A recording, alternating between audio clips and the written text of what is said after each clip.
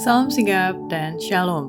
Renungan kita pada hari ini, Minggu 27 Maret 2022, berjudul Kita Harus Menuntut Janji Tuhan. Ayat intinya terdapat di dalam Matius 7 ayat 7 dan 8. Mintalah maka akan diberikan kepadamu, carilah maka kamu akan mendapat, ketoklah maka pintu akan dibukakan bagimu.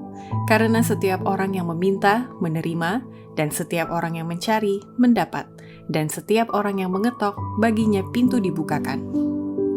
Pena Inspirasi menuliskan yang dimaksud dengan judul renungan kita pagi ini, kita harus menuntut janji Tuhan sebagai petunjuk bagi kita agar dapat merasakan kasih Allah yang tiada bandingnya dengan menuruti perkataan nubuatan Yesus yang berkata, barang siapa yang bertahan akan selamat, adalah sebagai berikut.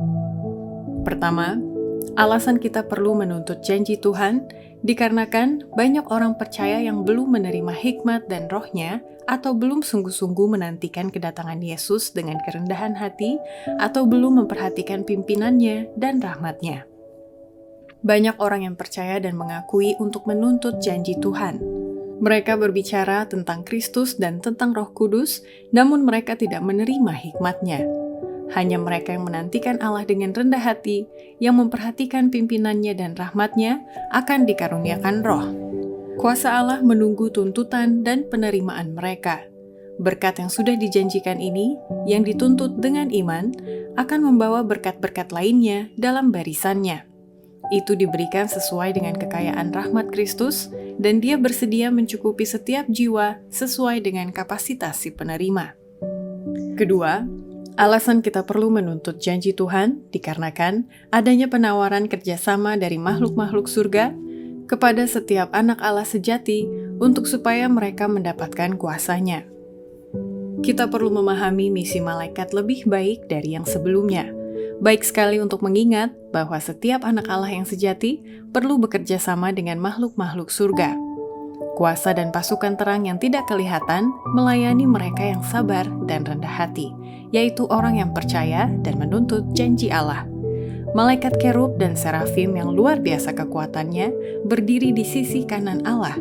Semua malaikat-malaikat pelayan diutus untuk melayani mereka yang akan menjadi pewaris keselamatan. Ketiga, alasan kita perlu menuntut janji Tuhan dikarenakan Ia akan segera menggenapi janjinya dengan mengaruniakan Roh Kudus kepada orang-orang yang setia dan menghargai akan perjanjiannya itu.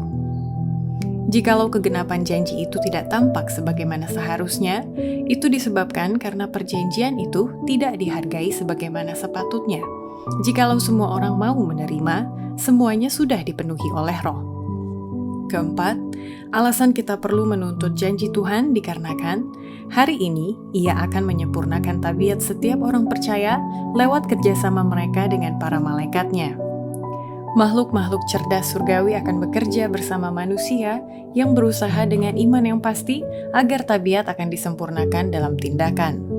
Kristus mengatakan kepada setiap orang yang melibatkan diri dalam pekerjaan ini, "Akulah tangan kananmu untuk menolong engkau." Kelima, alasan kita perlu menuntut janji Tuhan dikarenakan Dia memiliki segala kuasa dan tahu segala kebutuhan kita, dan Ia tak pernah mengubah perjanjian yang telah dibuatnya bagi orang yang mengasihinya. Janganlah takut pada hari-hari yang suram, apalagi kalau itu nampaknya menakutkan. Berimanlah di dalam Allah, Dia mengetahui kebutuhanmu. Dia memiliki segala kuasa. Kasih-Nya yang kekal dan penuh belas kasihan tidak pernah pudar. Janganlah takut yang Ia gagal memenuhi janjinya. Dialah kebenaran abadi. Tak pernah Ia mau mengubah perjanjian yang telah dibuatnya bagi orang yang mengasihinya. Dia akan memberikan kepada hamba-hambanya yang setia sejumlah keterampilan yang diperlukan. Demikianlah renungan kita pada hari ini. Kiranya Tuhan memberkati kita semua.